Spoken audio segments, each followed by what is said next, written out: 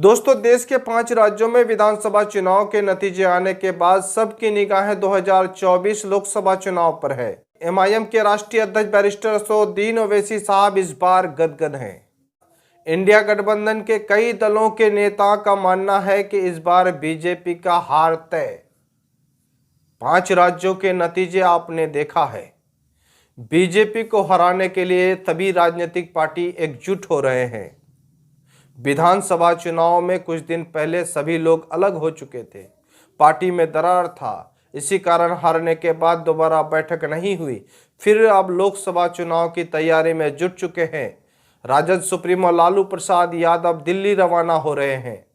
अब दिल्ली में बैठक में शामिल होंगे और इस बैठक में कौन कौन से दल इंडिया गठबंधन में शामिल होंगे आपको बताएंगे।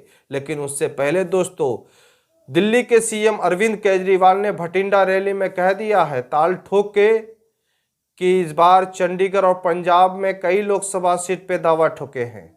तो इधर अखिलेश यादव समाजवादी पार्टी के सुप्रीमो अलग ही मजे में हैं। उनका भी दावा ठोक दिए हैं कि उत्तर प्रदेश में हमको भी सीट चाहिए। सीट शेयरिंग को लेकर लगता है कि इंडिया गठबंधन में कुछ दरार हो आने की संभावना। बिहार में भी कुछ अलग ही माहौल है। लेकिन इसी कड़ी में आपको बता दें कि असदुद्दीन ओवैसी साहब गदगद हैं, चूंकि इंडिया गठबंधन में कभी शामिल होंगे नहीं और इसको शामिल वो लोग करेंगे नहीं। बीजेपी इधर अलग है।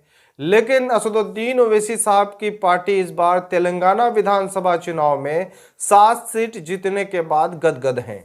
जैसा कि आप जान रहे हैं, उनका गढ़ भी है और उनके बाद अकबरुद्दीन ओवैसी साहब ने एक मैसेज भी दिया है। पहली बार उन्होंने विधानसभा पहुंचे। इस बार उन्होंने साफ तौर पर कहा है कि तेलंगाना में 7 मुस्लिम विधायक हैं और एमआईएम के हैं। उन्होंने बड़ी सभा में यह भी बोल दिए कि बीआरएस को भी मुसलमानों ने वोट दिया है लगातार, कभी कांग्रेस को लगातार वोट देकर बनाया है। लेकिन दोनों के इस बार एक भी मुस्लिम विधायक नहीं पहुंचे। देश के अलग अलग राज्यों में ये संदेश पहुंच रहा है।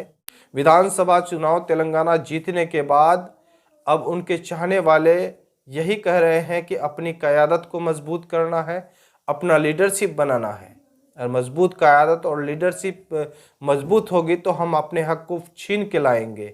इसी बुनियाद पर उनके कार्यकर्ता अब ज़मीन पर उतर रहे हैं। उत्तर प्रदेश में बड़ी तैयारी है, इधर बिहार झारखंड में भी तैयारी है।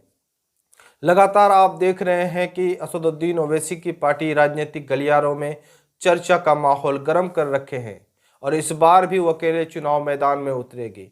असदुद्दीन ओवैसी साहब की पार्टी को लोकसभा चुनाव में बड़ा संकेत कामयाबी के मिल रहे हैं। उत्तर प्रदेश पे उनका इस वक्त पार्टी मजबूत है और नगर चुनाव से मजबूत है। आप देखते होंगे कि उत्तर प्रदेश में अतीक हत्याकांड के बाद से ही पार्टी को मजबूती आई है। बहरहाल दोस्तों, आपको हर अपडेट हम देंगे। तब तक बने रहें। हमारे चैनल को सब्सक्राइब नहीं किए तो सब्सक्राइब कर लें। फेसबुक में देख रहे हैं तो पेज को लाइक, फॉलो और शेयर करना।